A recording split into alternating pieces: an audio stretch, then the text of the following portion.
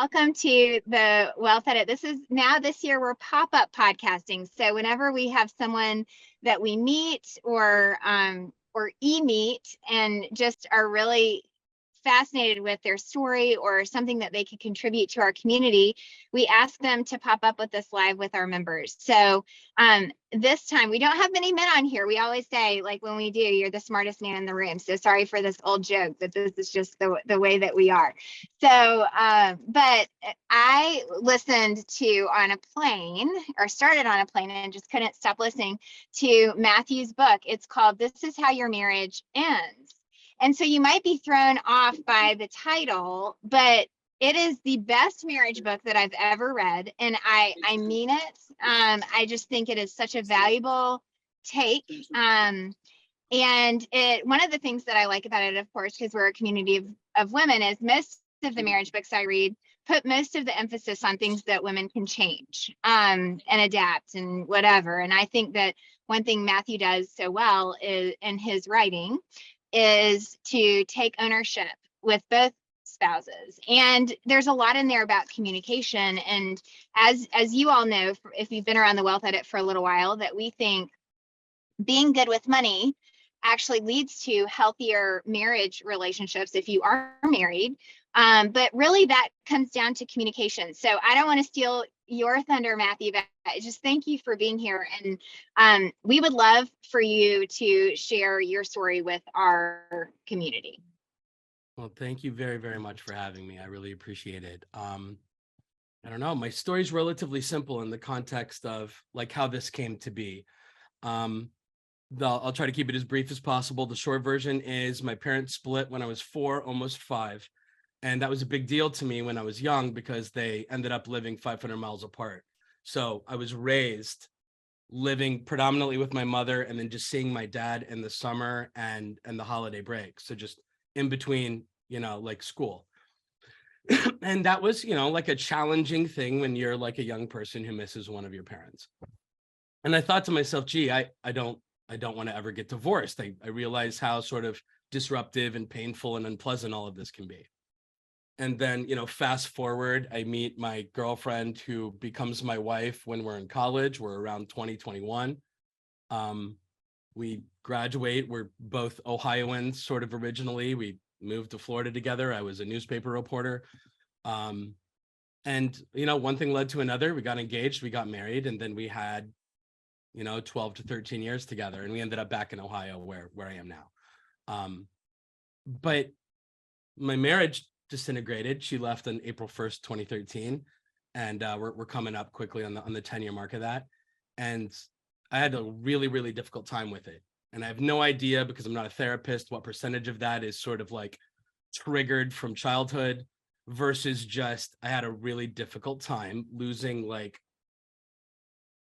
I don't know, just what felt foundational and somewhat, frankly, I took it for granted every day. And then we have one son. He's 14 now, but he was 4 back then, and losing half of his childhood was particularly difficult for me. So anyway, I'm dealing with the hardest thing I ever had to deal with. I didn't know how to deal with it.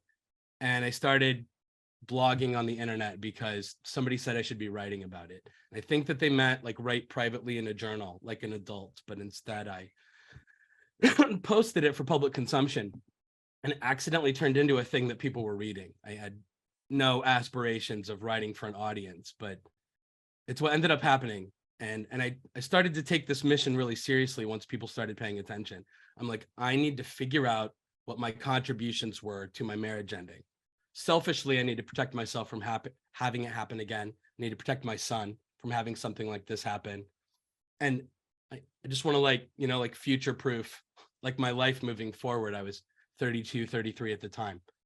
And I don't know, this is the result. You fast forward a decade, and I started coaching people 4 years ago. The New York Times found out about it. They wrote an article about me, and then I got sort of popular for 15 minutes and got a book contract. It was really neat. So that all happened in 2021.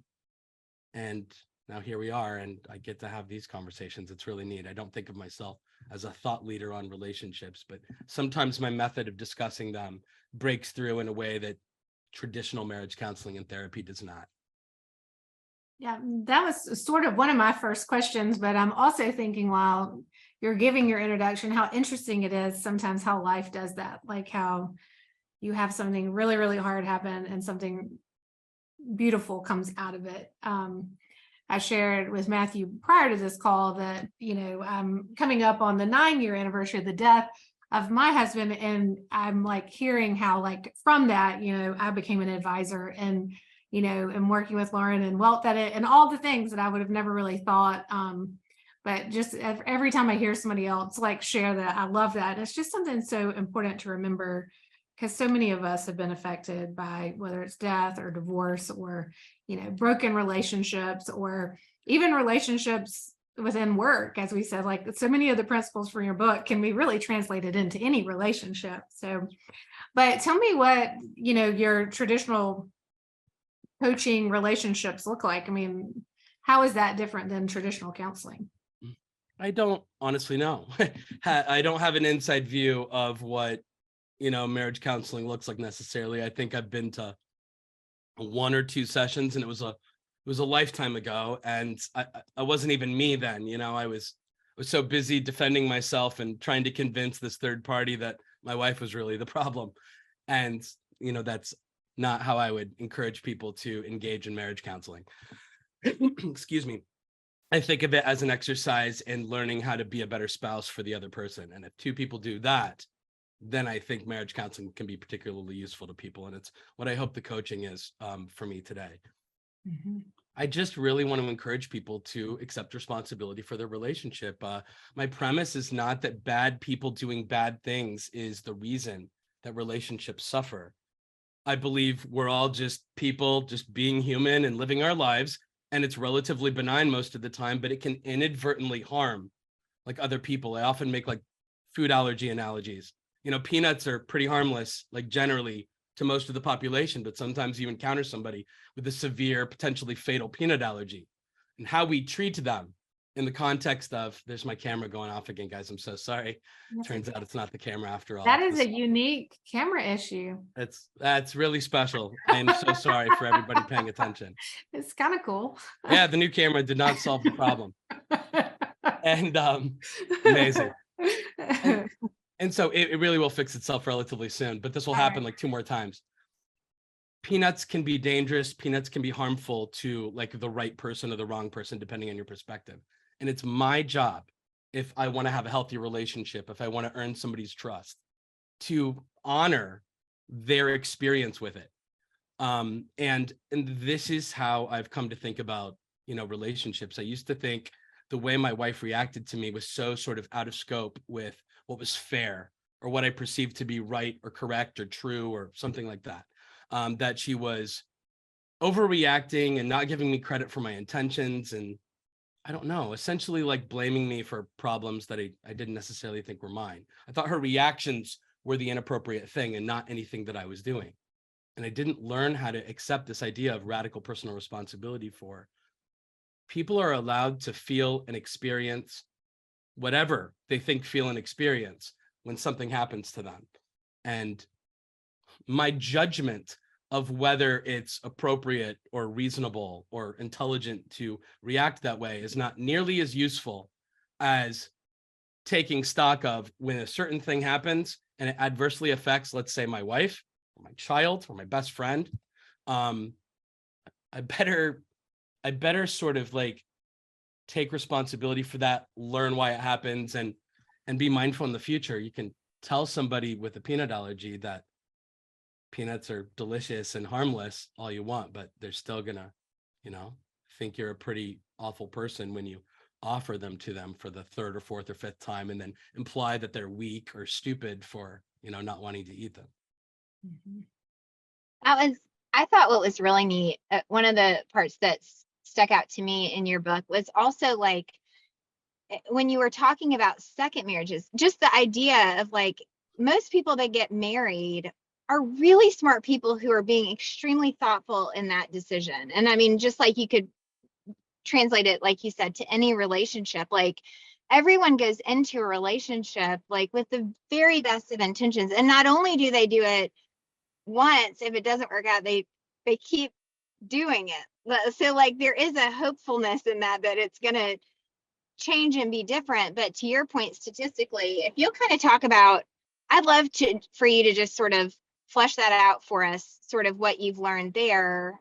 You know, does that make sense? That might not be the best Yeah, question. no, it absolutely does. Yes, I generally believe color me Pollyanna or overly rose-colored glasses or optimistic that people are generally like decent and have good intentions, and that when they get married and they say I do, they really mean everything that they're saying in regards to it being forever, and their intentions to be loyal, and their intentions to love and care for the other person all the days of their lives.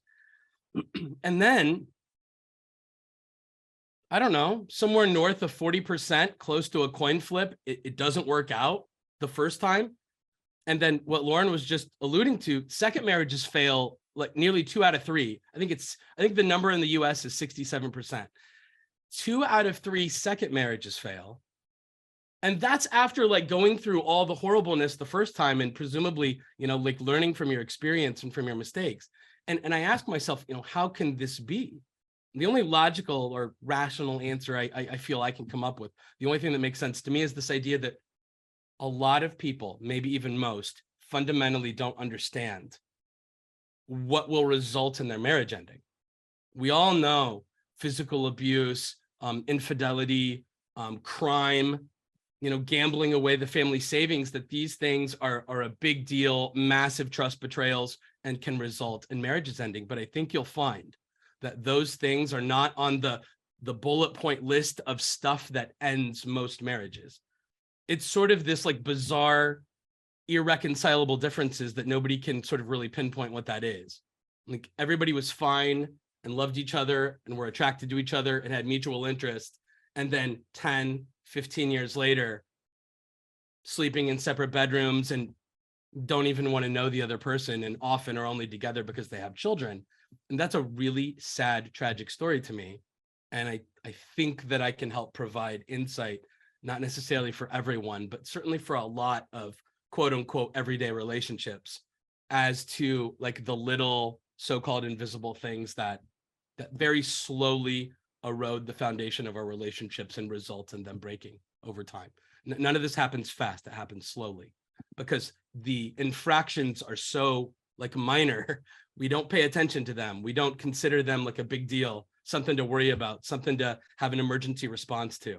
They seem so like small, and then they just pile up over a long time. And I use the 10,000 paper cut analogy, like we bleed out after 10,000 paper cuts. But every paper cut along the way doesn't seem like a very big deal, not until there's no way to stop the bleeding.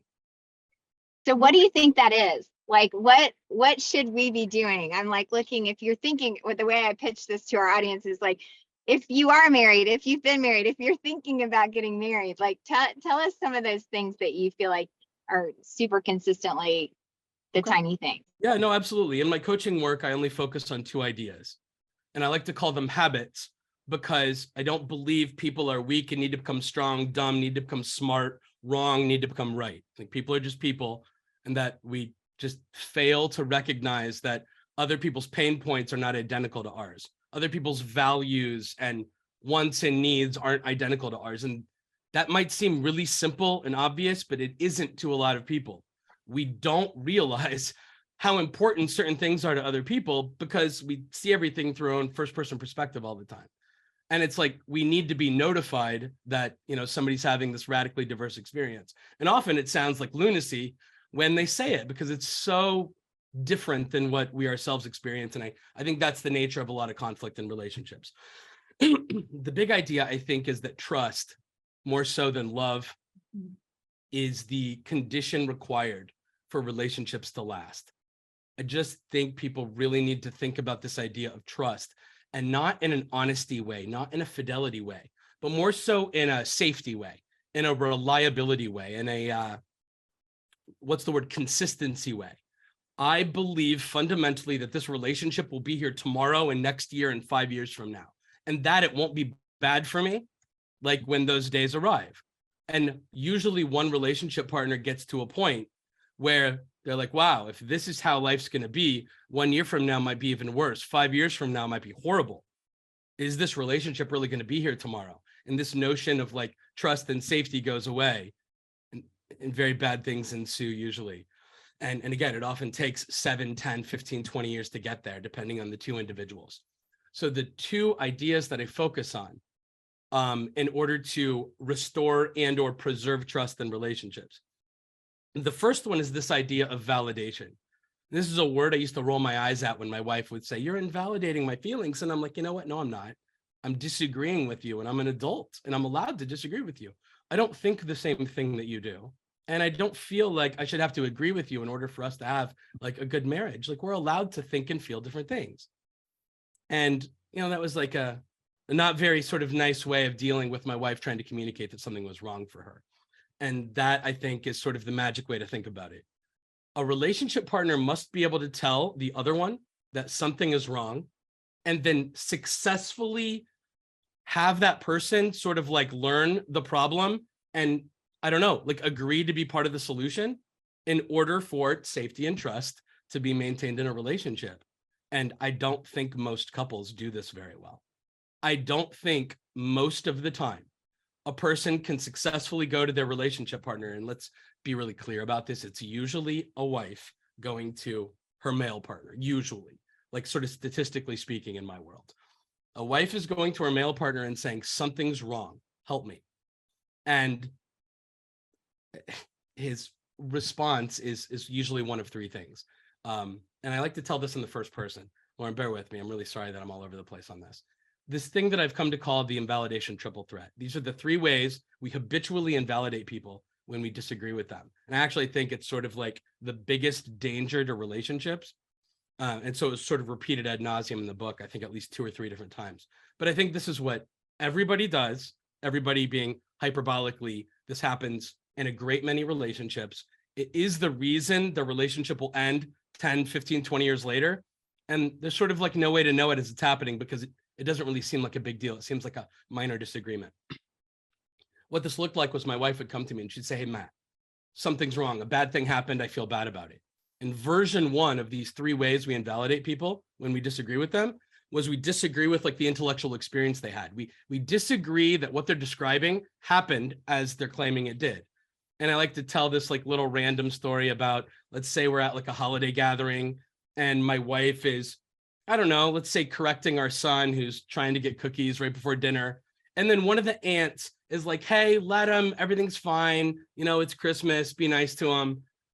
And then suddenly my wife is like, "Did you hear? Like, she's trying to like tell me how to parent our kid." And she's like pulling me aside and doing that. And I'm like, that's not what she's doing.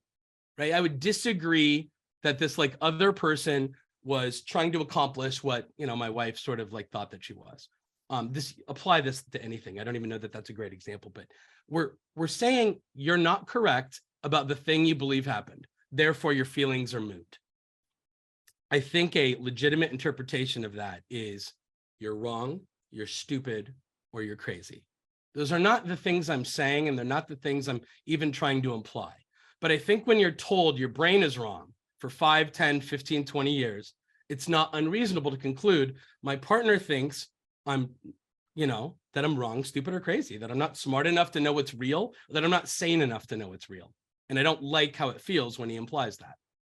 Version 2, my wife would come to me and she'd say, "Hey, Matt, a bad thing happened. I feel bad about it." And this time I am in lockstep intellectually with her. I'm like, wow, that's exactly what happened. I saw it the same way. But now I'm confused about her feelings about it. I'm like, why are you? And I did this all the time in my marriage, by the way. I felt as if my wife was like overreacting to a relatively minor thing. And so I would imply that she was weak, that she was hypersensitive, that she was being dramatic, that the infraction or the seriousness of the event wasn't quite as bad as she's making it out to be. And again, I think that the cynical but legitimate interpretation might be, I'm weak, I'm hypersensitive, I'm being dramatic.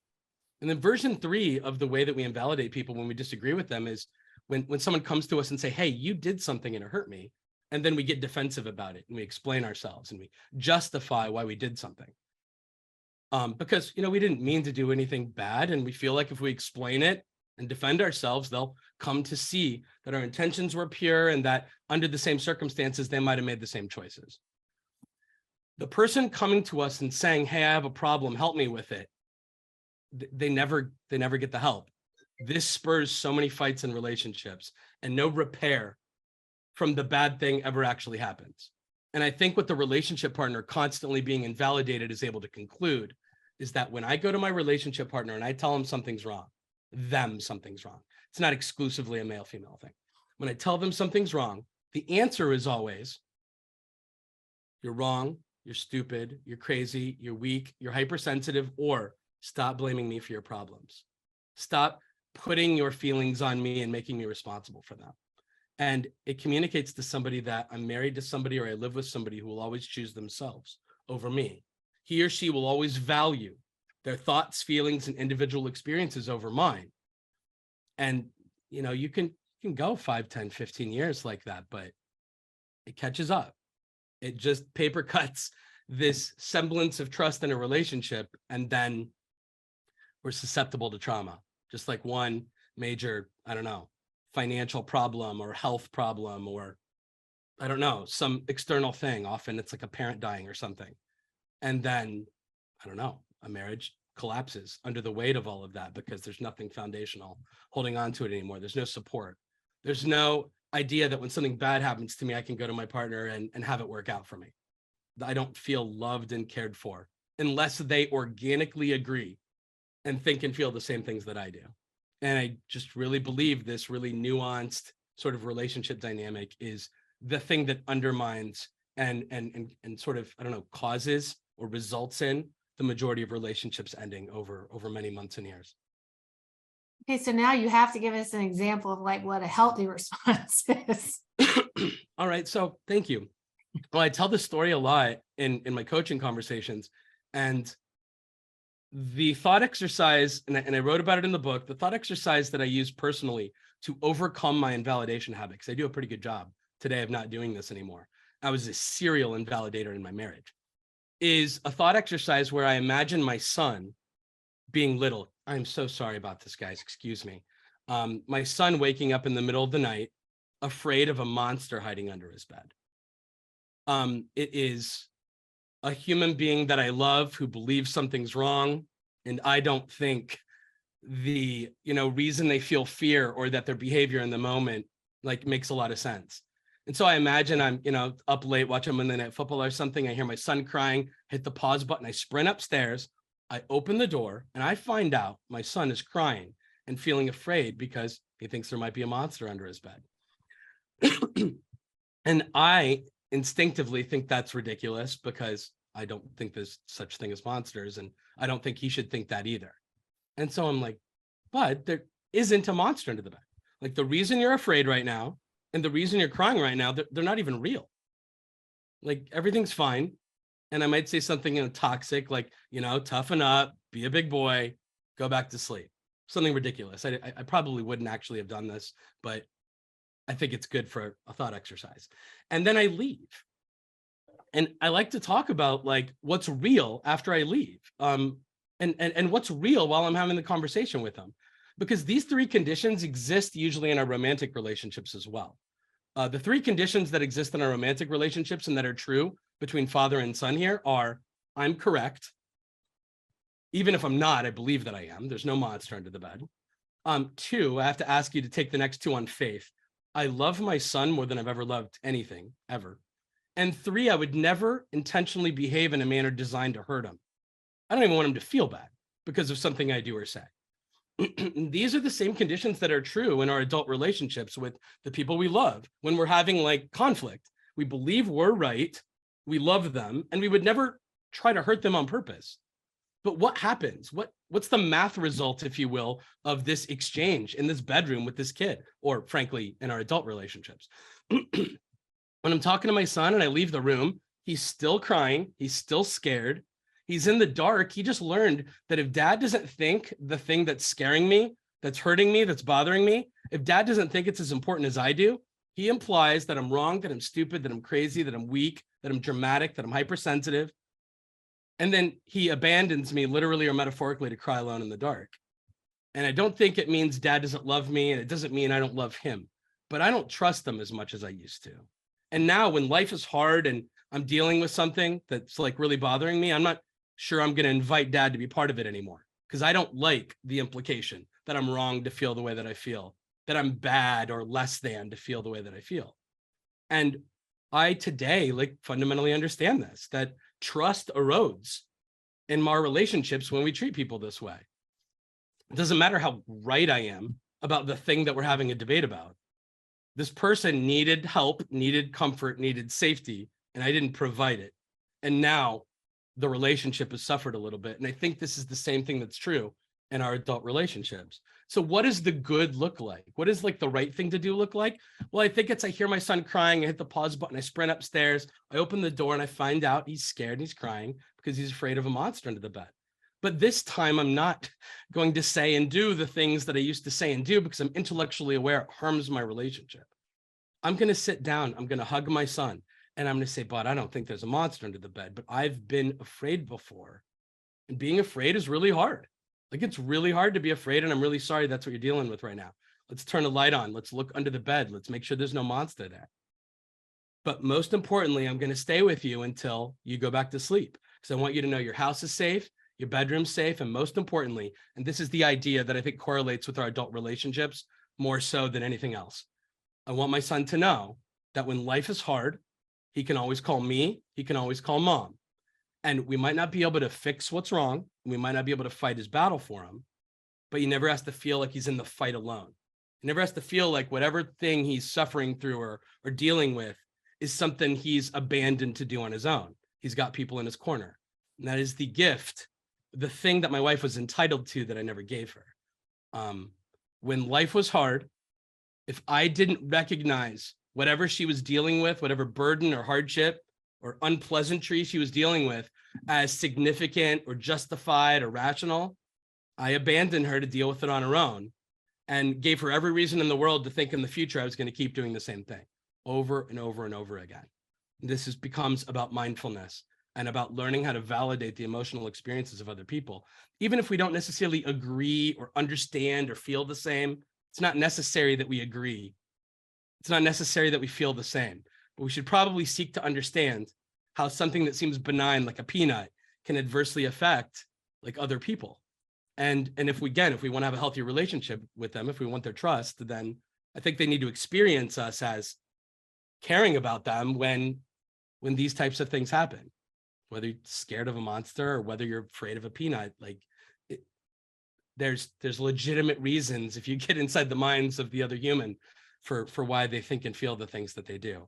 And I'm really embarrassed 10 years later that, because this idea, by the way, seems so obvious to a lot of people. It was not obvious to me. And I actually don't think it's obvious to a really large amount of people, but if anybody happens to be listening that fundamentally understands compassion and empathy and validation, they think I'm an idiot who took entirely too long to figure it out. How do you think, I mean, because our community are mainly women in the South, like, and you bring up so many points of like the tiny cuts and the trust and the invalidation, which is somewhat, I think that it could be in any relationship, like you're saying. I think the parent-child one is such a good one. But like with gender roles playing, like women are kind of taught to, boys will be boys or whatever it is. I mean, so some of it is like ingrained in all of us from really, really young ages. I'm not asking the best questions today on the podcast. I should have thought a little bit more about it, but I don't know. I just think, like, how much of this you deal with that you feel like culturally are things that we have to unwind, or we should teach. I'm raising daughters, Emily's raising daughters, you're raising a son. Like, how should we be teaching these things to our children who are one day eventually going to marry each other, and hopefully the stats will get better? Well, my son's easy. I have the same conversation I just had with him, and hope that he hopefully he soaks that in and has a healthy respect for it. I don't have a daughter, regretfully. But yeah, I'd sure want to talk to her about healthy boundaries. I'd want to talk to her about self-respect. I'd want to talk to her about she's allowed to hurt. When something hurts, it doesn't make her weak, doesn't make her stupid, doesn't make her irrational, doesn't make her hypersensitive. A thing happened, it resulted in pain. And if she can't say that out loud to her relationship partner and then have him or her respond in a manner that suggests, I care about you, I respect you, you can count on me to have your back, I don't see how there's ever supposed to be safety and trust in that relationship. And I don't think it's more complicated than that. When all humans are a little bit different. I kind of think it's like the 80-20 rule. It's like human need is sort of like 80% universally true, like across the board. And then there's like the 20% that makes everybody individuals, that makes up just diversity and various personality types and interests and, you know, skill sets and all of those things. And it's my job, if I want to choose a life with somebody, to understand, you know, what those diverse things are, what those things are that aren't like me. And if I don't demonstrate care and respect and honor for them, just because they're not sort of obvious, like to me, I just kind of think that's the most simple way to talk about it. A person must be able to trust us to handle with care that which matters to them, even if on its own, like we don't care. Yeah. You know what I mean? If you have like this, I don't know, off the top of my head, this incredible My Little Pony collection, and I think My Little Pony is stupid. But if I don't do things that like honor this, you know, carefully curated collection, you're going to experience me as disrespectful and unloving and uncaring and untrustworthy. And just insert any emotional experience or thing that matters to you into that like framework. And this is what most of us do. We calculate someone else's thoughts and feelings and experiences to be like a little off somehow. And then, I don't know, speak and act and think and feel to the contrary. And that's okay. I think like in the world, there's religious and political and all kinds of diversity out there. And I don't think people are obligated to all agree with each other and validate everybody's thoughts and feelings and experiences. I think this is unique to people with whom we crave trust and intimacy and closeness. I don't think like I necessarily need to do it for the random stranger, you know, on the other side of the country. I think it's a nice thing to do.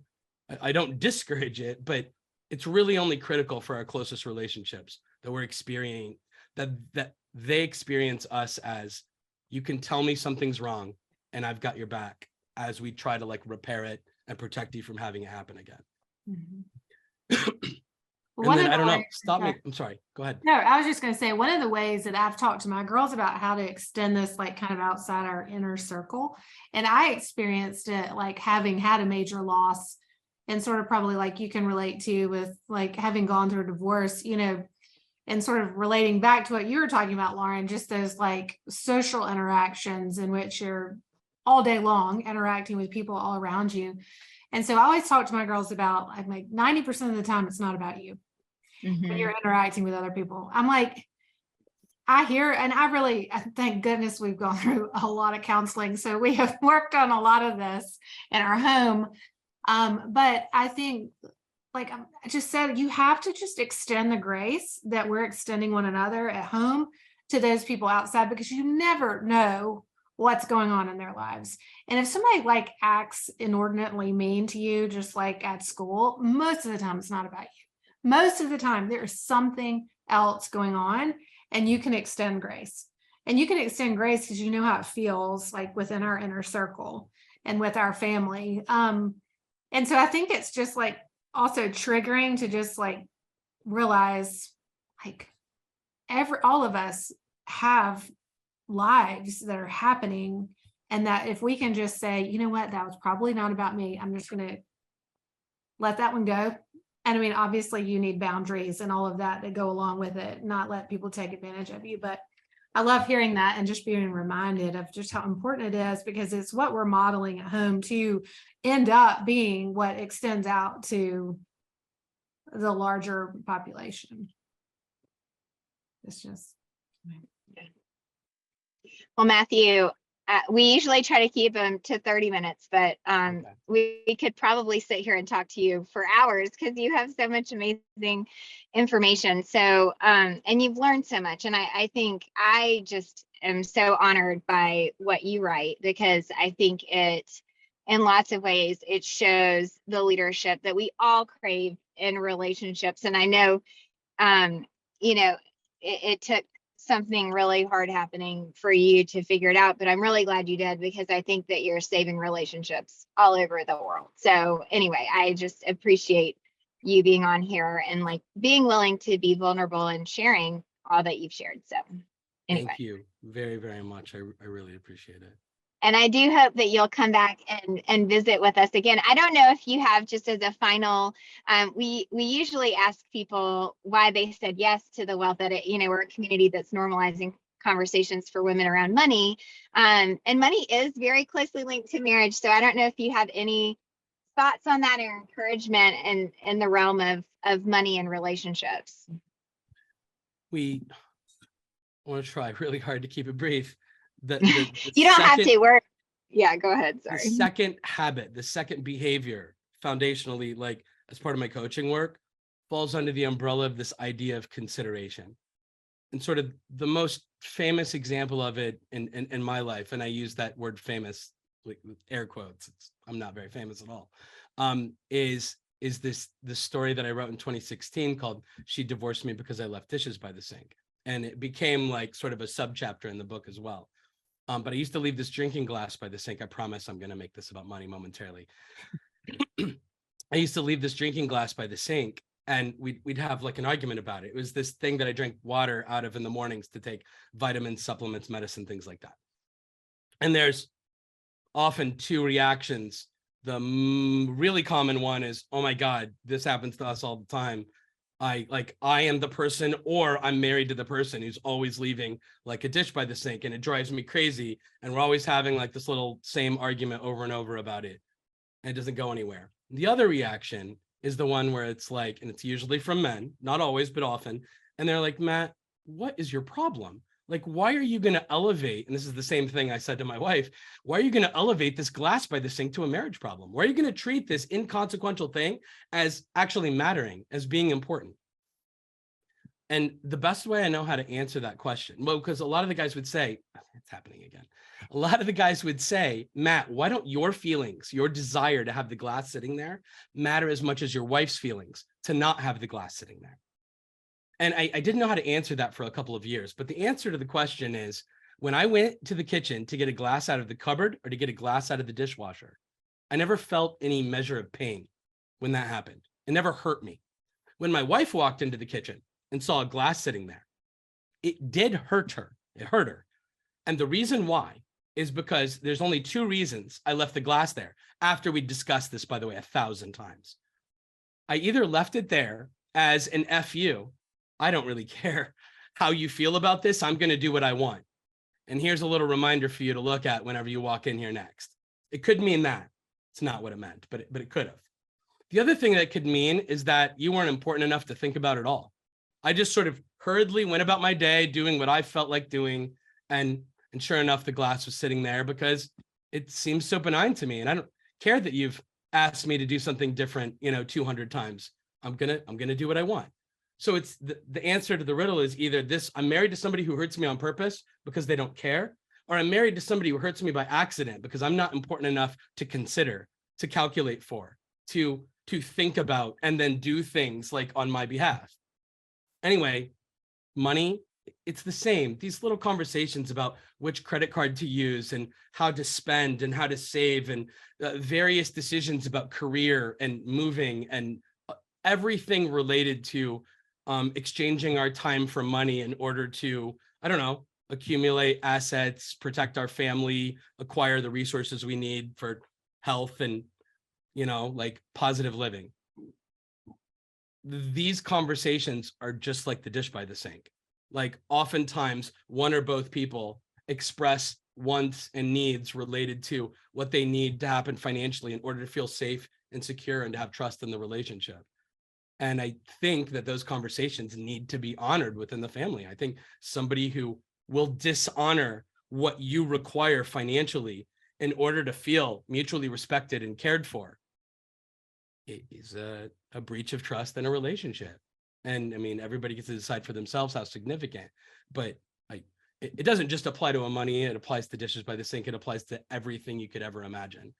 I must be somebody my relationship partner calculates to be considerate of their wants and needs, that they can trust to protect them from the things that injure them, and to, on a case-by-case basis, deliver positive experiences to them. And in the absence of that, I think I'm somebody they can reasonably conclude is someone who thinks about my own wants and needs, and I'm frequently blind to theirs or unconcerned with them.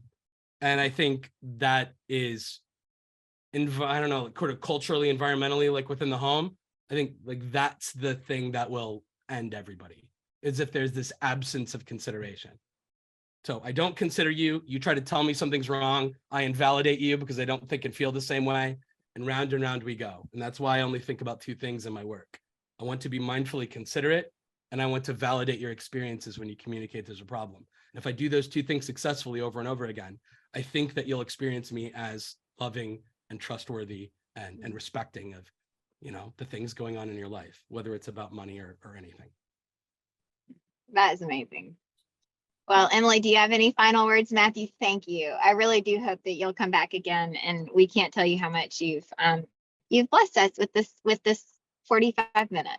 I know. Thank you, Matthew. We appreciate it. Thank you, Emily and Lauren. Thank you so much for the opportunity. Please have a great day. Y'all too. Okay, thank you. Bye. Bye.